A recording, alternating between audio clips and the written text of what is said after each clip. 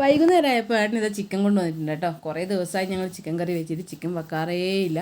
അപ്പോൾ ഇന്ന് ചിക്കൻ തേങ്ങയൊക്കെ വറുത്തരച്ച് വെക്കാൻ വിചാരിക്കുന്നുണ്ട് കേട്ടോ.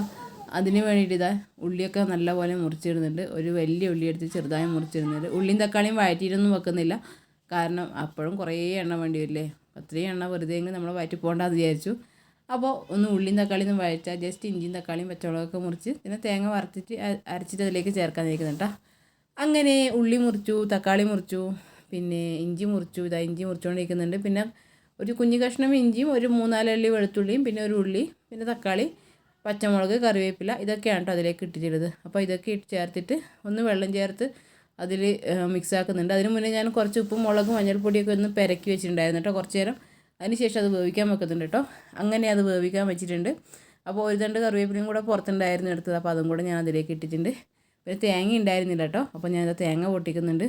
തേങ്ങ പൊട്ടിക്കുമ്പോൾ എപ്പോഴും ഒന്നും കാച്ചിന നെഞ്ചത്ത് അല്ലെങ്കിൽ കളരിക്ക് പുറത്താണ്. അപ്പോൾ ഞാനൊരു വീഡിയോയിൽ കണ്ടതാണ് അതിൻ്റെ മൂന്നാമത്തെ മൂക്ക് നോക്കി പൊട്ടിച്ചാൽ മതിയെന്ന്. അപ്പോൾ തേങ്ങേൻ്റെ മൂന്നാമത്തെ മൂക്ക് നോക്കി ഞാൻ പൊട്ടിച്ചിട്ടുണ്ട് കേട്ടോ. അത് അത്യാവശ്യം നല്ല അടിപൊളിയായിട്ട് കിട്ടി. എൻ്റെ സൈഡിലൊരു കീറുണ്ടായിരുന്നു കേട്ടോ, പക്ഷേ എനിക്ക് നല്ല അടിപൊളിയായി കിട്ടിയിട്ടുണ്ട്.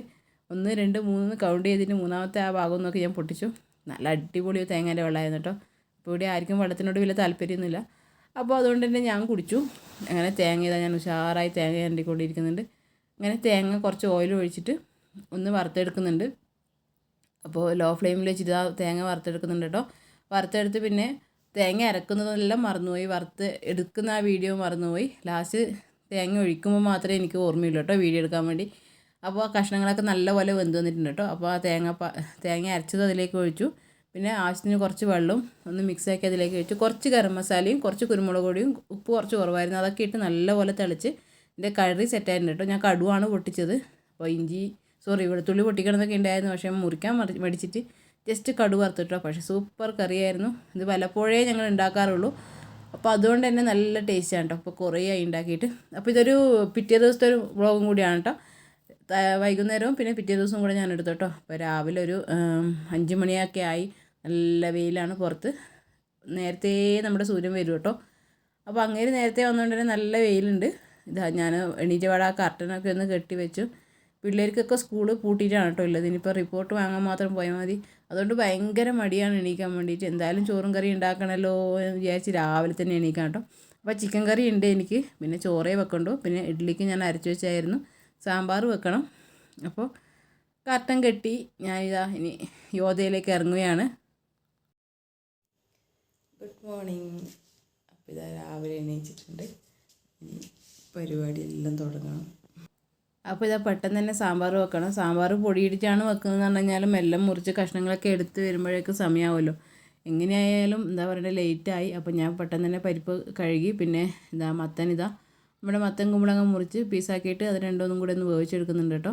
അപ്പോൾ എപ്പോഴും തലേന്ന് മുറിച്ച് വെക്കണം എന്നൊക്കെ വിചാരിക്കും, പക്ഷേ മടി എപ്പോഴും മടിയാണ് തലേന്ന് മുറിച്ച് വെക്കാൻ വേണ്ടി.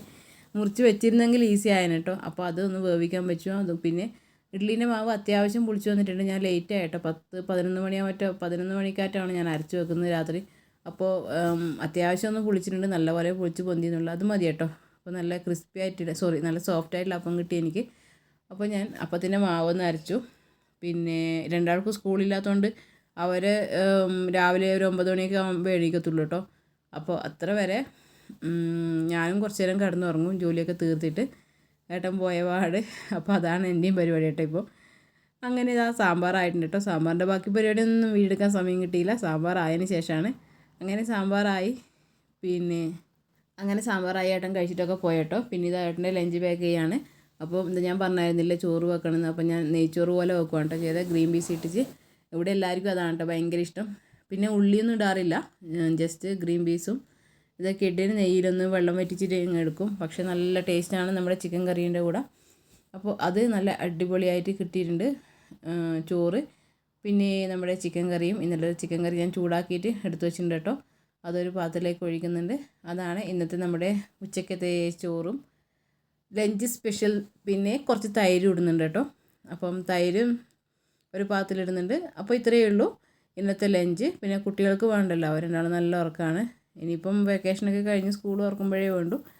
അങ്ങനെ തൈരും എടുത്തു വെച്ചു. ഇപ്പോൾ രാവിലെ ഇതാ ഒരു ഉറക്കമൊക്കെ കഴിഞ്ഞ് വന്നിട്ടുണ്ട് കേട്ടോ. അപ്പോൾ എല്ലാവരും കൂടെ ചായ കുടിക്കാൻ പോവുകയാണ്. ഇതാ അടിപൊളി ഇഡ്ഡലിയും ഒരു 4 ഇഡ്ഡലിയും പിന്നെ കുറച്ച് സാമ്പാറും കഴിച്ചു കേട്ടോ. രാവിലെ തന്നെ കഴിച്ചു കഴിഞ്ഞപ്പോഴാണ് നല്ല കുറച്ച് കൂടിപ്പോയോ എന്നൊരു സംശയം. 3 ഇഡ്ഡലി കഴിച്ചാൽ മതിയായിരുന്നു.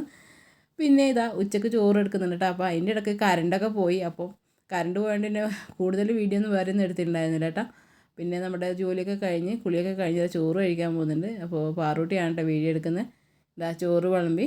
നമ്മുടെ ചിക്കൻ കറിയിൽ ചാറൊക്കെ തീർന്നു കേട്ടോ, വറ്റിയിരിക്കുന്നുണ്ട്. കുറച്ച് കഷ്ണം കുറച്ച് അറിയുള്ളൂ. അപ്പോൾ അതുകൊണ്ടൊക്കെ കഴിച്ചു നമ്മൾ. എവിടെ ഹലോ, ഞാൻ